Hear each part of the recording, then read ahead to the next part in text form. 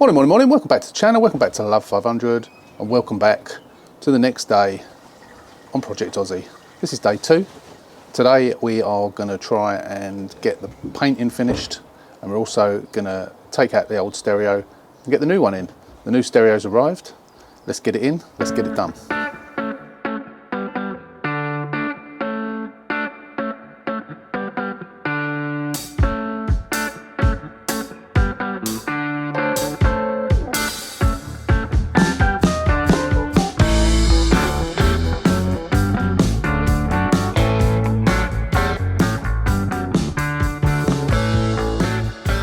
As we saw on the previous video, we've made a start on this. It needs some more work doing on it. It needs rubbing down a bit more. It needs a bit more filler. I need to try and define this line a little bit more. That needs rubbing down a little bit more, maybe a little bit of more dolphin glaze in there. The other side is all ready for paint, apart from a clean. They're all filled, they're all nice and smooth. We've got to push that down. I'm going to just heat that up and push it down. That's all Sean wants me to do with that. And he's going to put one of those chrome things over the top of it. And then we'll have a go at the stereo. Right, I've just put some more filler on. I've done it, I'm going to do it in stages like I explained before. So I put tape across the top there, filled that bit, and then what we'll do is we'll rub that down once it's gone off, and then we'll do the top. I'm going to try doing them separately. Hopefully that will do. If it needs some more on, I'll put some more on. Today, it's a race against the clock today. As much as it's nice and blue sky at the moment, or a bit cloudy, but some blue sky, you can see the sun. There is a storm coming from Europe, and it's going to hit us this afternoon. 50 mile an hour winds. It's already a bit windy. 50 mile an hour winds and rain and God knows what else. So yeah, I need to get this as much of this done as I can. So yeah, we'll let that go off. We'll rub it back down, and yeah, we'll go from there. So today we are going to fit the new stereo into this car. If you want to see the entire fitting in it literally in its entirety, warts and all, then click on the link above. I think it's up there. It might be up there. Can't remember which side. Yeah, click on the link above, and that will take you to that video. If you want to pause this video here, I will also put it at the end of this video. There will be a link to it as well, right at the very end. And I've done a separate video, which is actually going out before this video. So you may have already seen it. If you have, then you've seen it. If you want to see it, just click on the link, and it will take you to it. So we're going to fit it today. If any problems I come up against, then I will explain anything that may have come to light afterwards before we end this video.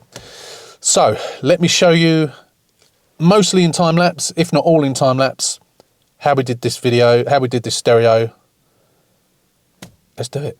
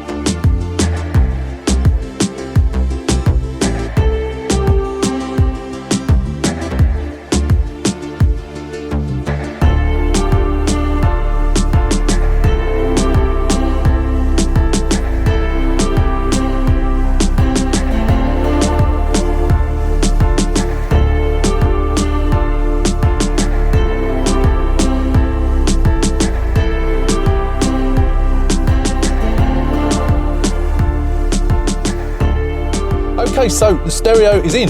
Yay! So I hope that wasn't too boring for you watching it all in time lapse. The stereo is sitting here just slightly pulled out a little bit from the from being flush, because Sean is going to be installing cameras. He's going to be installing a dash cam, and he's going to be installing a reversing camera as well. Now, with the stereos I've done before, you have to connect lots of wires to get the reversing camera to work. I will show you in a minute what happens with this one when you put it into reverse.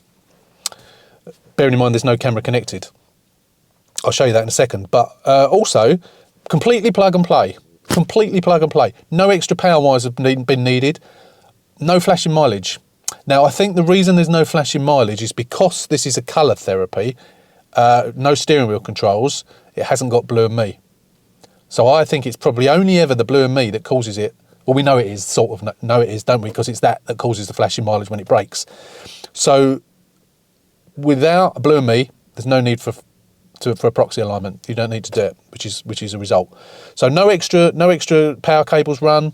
Another thing that we did on separate stereos was we had to run a wire to the cigarette lighter, the outer ring on the cigarette lighter, which has got a power wire, even if it's a pop model like this, where it hasn't actually got the light ring round it.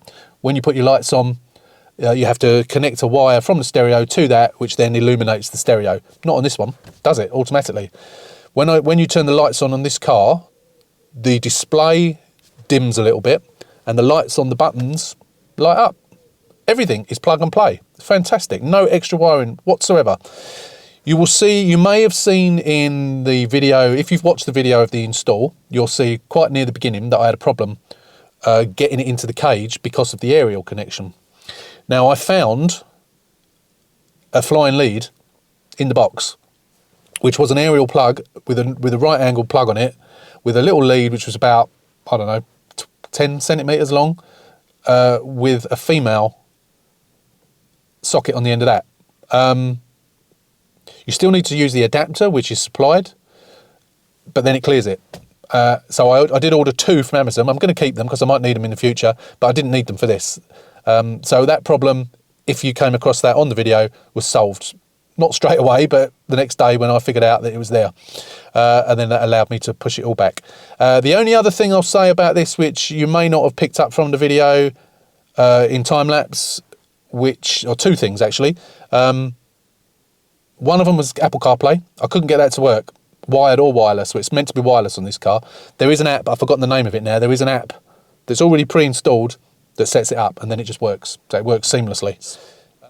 With this car, you take the cream front or the black front or whatever it is, depending on your car, off of those vents, and then the back part of the vents just goes back in.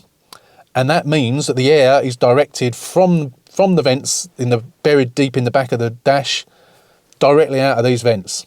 And that little hinge does allow you access to those wheels. And the wheels activate the flap that switches the air on and off. So I've taken out the fins that go side to side because there's no way, because that's obviously controlled by the bit on the front. So you can't use that. But the bit on the flaps, you can. Now, I think I did see a comment on Facebook from someone who said that they left their things in, and I thought they were mistaken, but that's why. But I don't think anyone knows that you've got that little hinge bit. I'm assuming they're all the same, but it's a hinge on here. So let me just quickly show you what happens when we put it in reverse. I'm just going to switch the ignition on, turn the volume down on the radio, and then we'll put it in reverse and show you exactly what happens, having installed no other wiring. Let me just show you. Right, I have switched it on, so ignition is switched on. It's tuned to capital radio. It is 7 degrees and sunny outside, and that's the sat-nav, which is shown at 0 miles an hour. So if we put it into reverse, watch what happens. Bear in mind, I have not connected any other wires. There's no camera connected, but I didn't expect this. That's me sensors. I've got the sensors, so no video signal. So based on that, all that means is that there's no other wire. Well, as far as I can see, there's no other wires that it needs for the video, except for the same as you would do the sensors. So you connect the sensors to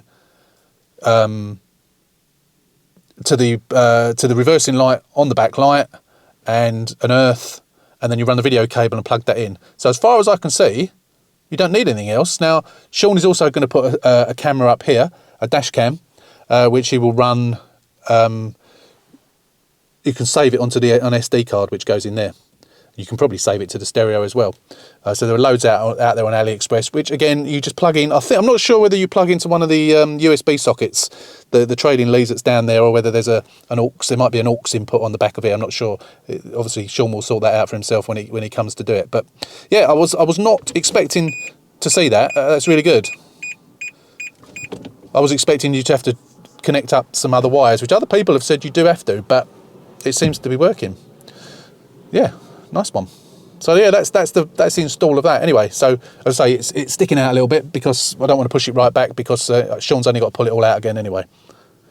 So yeah, that's that. Another thing I do need to do is I need to get the wheel off, put the seam sealer on that wing, and then get the arch liner back on. The arch liner's been knocking about in the garage for weeks, so need to get that on. So we'll do that. We can have a look at the brakes while we're down there as well. So let's do it now. At least that's another job out of the way before the rain starts.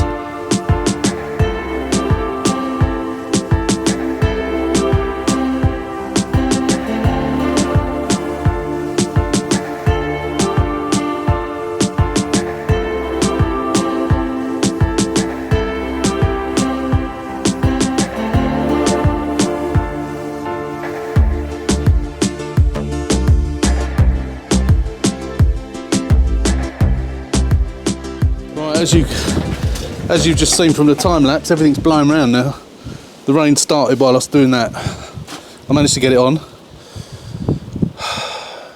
Looks like the end of the world, that sky, and it's raining very hard.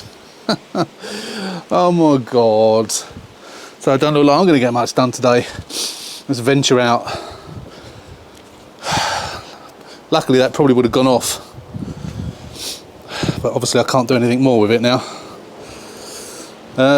If the rain eases off, I've got that on so I can get the wheel back on. Just remove my torch from there. Yeah, I guess all we can do then is get on and see if we can do some of the stereo. At least we'll be sort of in the car for most of it in the dry, so it won't be too bad. But yeah, hopefully the rain will ease off and I can just get the wheel back on, and then that bit's done then. Brake pads are okay actually. Let's go out in the rain and show you. They are fine. They look virtually new actually.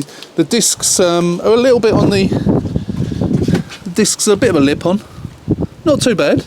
But the pads, if you can see them there, are virtually new. Get the torch in there. Yeah, pads are virtually new. Let's get this in. Let's get them soaking wet. So that'll please Sean. Something he won't have to do. But he might decide to do the discs, but obviously if he does the discs he'll be doing the pads. But they look absolutely fine. They're almost brand new, but the discs just got a very, very slight lip on. I will check the other side as well, of course.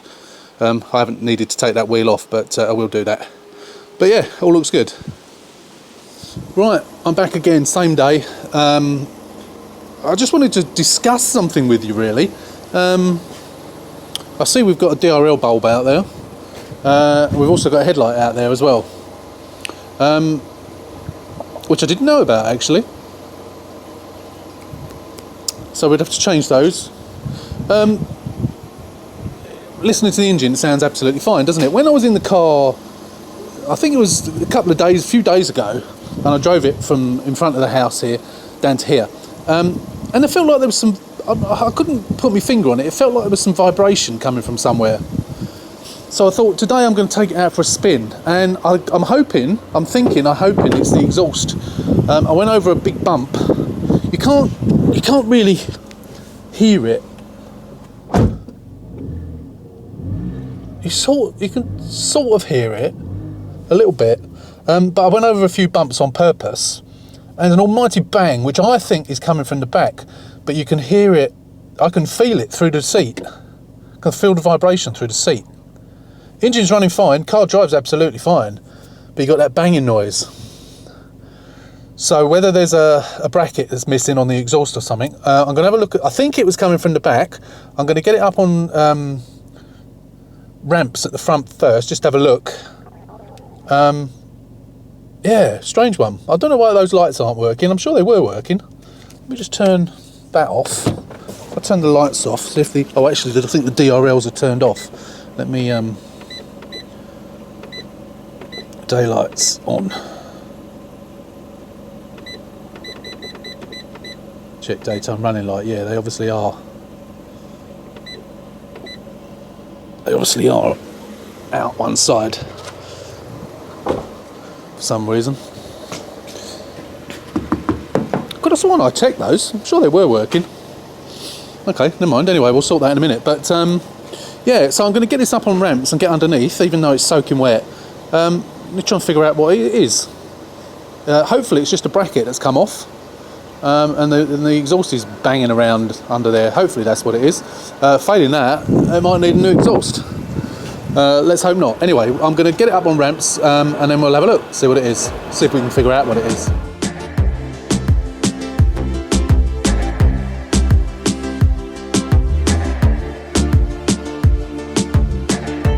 I think I've pretty much figured it out. It's Copart. Again, Copart, I've done it. Let me just get under here and I'll show you. It's all, excuse the camera work, it's all good at the front. There's nothing wrong here. It's a bit hot because the engine's been going. But if we look about a third of the way down the car, don't know if you can see that. Let me zoom in on it. Oh, just shone the torch in my face. Hang on a minute. I'm going to try and zoom in on it. I'll do it the right way. Right in the middle of the picture there, can you see that the exhaust pipe is bent? There's a great big bend in it. And I think that's what I could feel under the seat. I think what it's doing, you got... let me go, it's that bolt there. Subframe bolt. Where is it? There, that subframe bolt. I think the exhaust is banged against it. So, I don't know what we can do about that. Yeah, I don't know. I don't know if we need to get a new exhaust. You see it there? Look at the side, look at that bend. I think what I might, I don't know, I'll speak to Sean and see what he wants to do. But I'm pretty sure that's what it is. I just want to get under a bit further if I can. I'm just going to switch camera off for a second.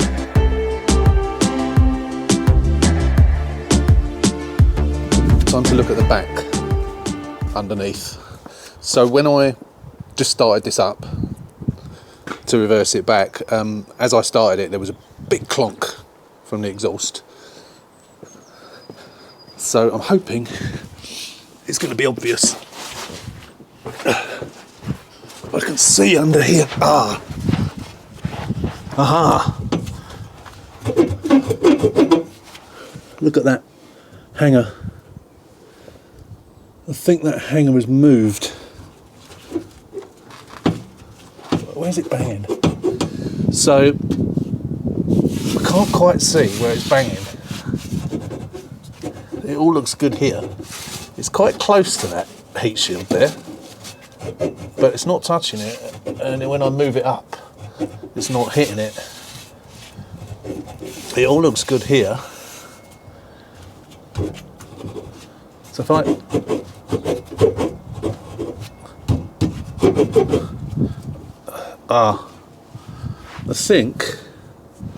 I think it might be banging on the actual... Because it's moved over too far, I think the exhaust is actually banging on the metal part of the exhaust hanger. I'll get it in focus. Yeah, see that metal part there? See it up the top there? I think it's banging on that. So I'm going to have a fiddle with that. I can't do it one-handed, unfortunately. I'll try and set my camera up actually under the car and see what I can do. I've got a clamp that I can put the camera on, so I'm gonna try that and see if we can we can do it together. Misses. Right, so I've got the camera clamped, so you should be able to see exactly what I can see. Now, where are we? So if we go right under here, Yeah, that's what it is. Yeah, that's all it is. So if that clamp, I can move that clamp back just as a temporary measure to stop it from banging. That's all it is. That's all it is. I can't leave that. I don't quite. So I don't think the actual exhaust. I mean, the exhaust has presumably moved over, hasn't it? It should be over there like that. That's why it's banging against it. But I'm not sure whether I'm going to be able to move it or not. But that is something simple. That's all it is that's causing it. Right, I've done the headlight bulb. Hate doing those, especially on the passenger side. Always awkward. Right, that's done. I've got to do the DRL, which is a pain. I hate doing the DRLs even more. I'm going to jack it up and get the wheel off to do that. That was my phone just go. That's Sean just replying to my message about the cam belt, as to whether he wants me to get it done or not.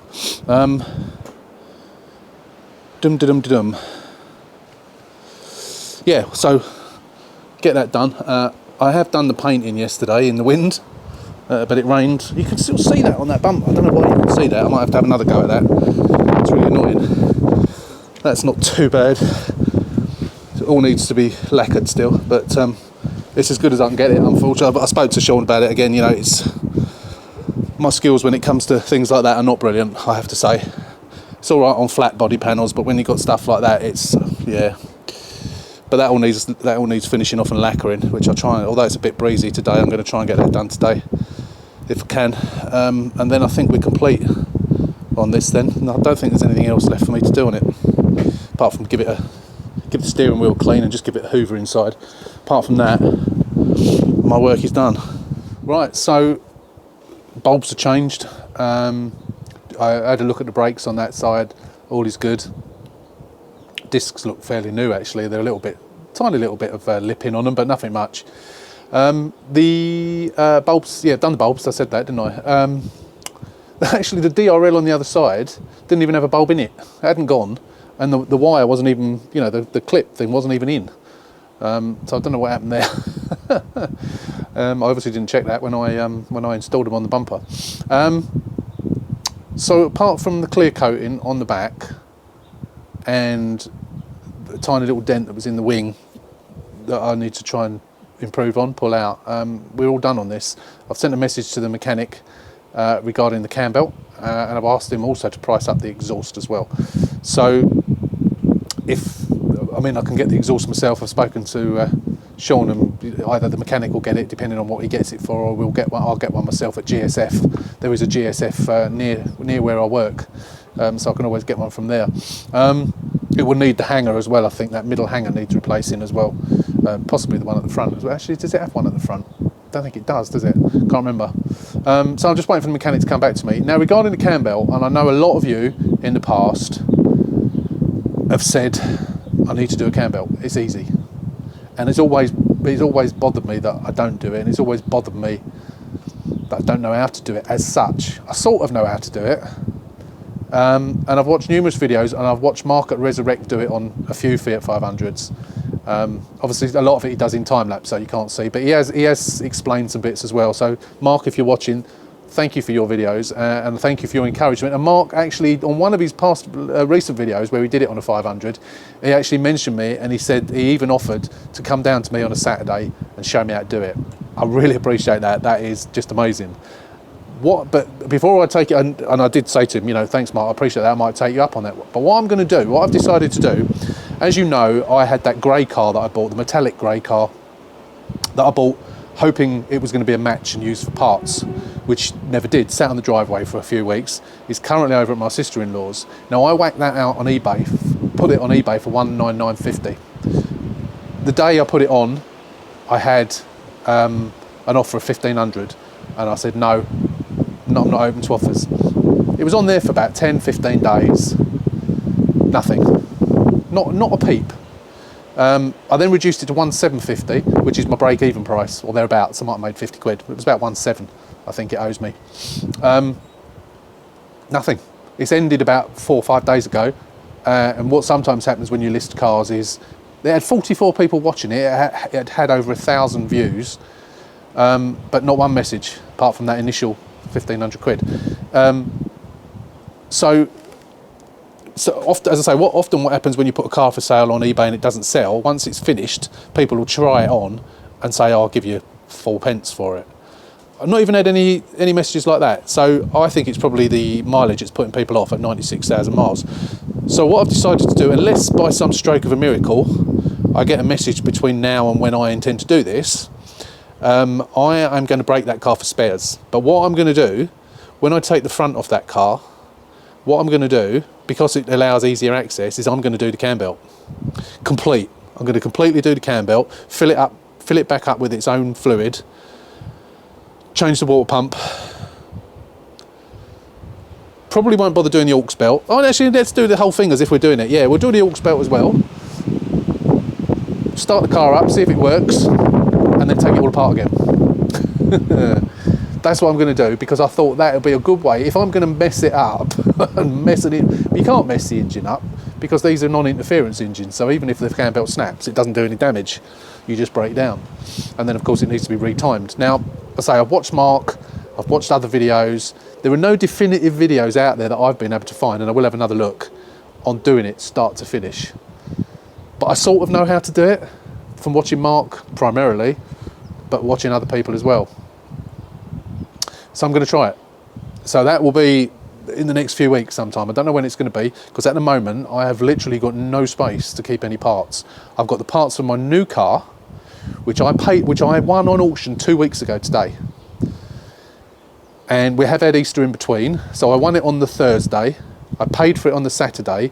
We then had Monday, Tuesday, Wednesday, Thursday. It was Good Friday, then it was Bank Holiday Monday, and today is the following Thursday. So it's 2 weeks today. And I've not heard a peep from Copart. It's saying, all it says on Copart is delivery ordered. Now, there was a Copart Facebook post on last night. Can't remember what it was about, but it was a Copart post. And I had the first comment on it. Some of you may have seen it. And I said, well, it'd be nice if you actually delivered my car. I had a message from them this morning asking me for the lot number, and they'll look into it, which I've now sent them about 15 minutes ago. Haven't heard back from them, but we'll see if they come back to me. So I was hoping to get it this week. And I've already got all the parts for it. You don't know what it is yet. Don't think any of you know. No, one person knows what it is. And that person is Alex at Car Salvage 101. He knows what it is. He's the only person in the world, apart from my wife. No, even my wife doesn't know what it is. I haven't told her. I told my daughter what it was. I haven't even told my wife what it is. But it is a Fiat, as I mentioned before. It is a car. And it's something I've never even been in before, let alone had one. You don't see that many of them about, funnily enough, but it is an automatic. However, unfortunately, it is a diesel, which I didn't know when I bought it, because I bought it on a whim. And if I haven't already explained that to you, and I'm pretty sure I haven't, I will do that later on when we get to the videos for it. Now, the only problem is, because I live in London, or the outside of London, as those of you who live in London, and those of you who may have seen it on the news, our wonderful mayor, Sadiq Kant, or another word that sounds similar, he's expanding the ULEZ, which at the moment is in central London, to all the London boroughs, me being in one of them. So anyone that buys a car in the in any of the outer London boroughs, come the end of August this year, will have to pay £12.50 a day for the privilege of driving their non-ULEZ compliant car. Now, I didn't know it was a non-ULEZ compliant car. If I had, I wouldn't have bought it, even though it's an auto. So when it comes to sell it, unless, I mean, it was on the news yesterday that Khan is being taken to court, and they say that he's broken the law, or he's done it wrong. The cameras have been going up, and people have been vandalising them. So there is a bit of public revolt against it. Whether it's going to happen or not remains to be seen. It probably will, but at least while it's up in the air, no one in their right mind who lives in an outer London borough is going to buy a non-ULEZ compliant car. So I will probably have to sell it elsewhere. So when it comes to it, I will be offering it to some of you lot to see if you want it. It'll be a bargain price. I reckon, unless I've got any surprises that it costs me more money, I reckon that I'm going to be, the book price for this car as an automatic is about 5.5 to 6,000. There are a few on Auto Trader. They're all, the cheapest one is about 5,250, and that's with a really high mileage. It's I can't remember what the mileage is. I think it's 52,000, something like that. It's a 14 plate diesel automatic. Now I am looking at probably selling it for 3.5. So that's at least £2,000 under book. So when it comes to it, I'll be offering it to any of you that fancy it first, and then it'll probably be going on Auto Trader, not on Auto Trader, don't like Auto Trader, probably be going on eBay and selling it on there. But you don't know what it is, so we'll come back to that as and when. So for the time being, I think we're going to call it a day on this. We may have one more video on this, just going over it, and I'll be doing that paint, the lacquering and what have you.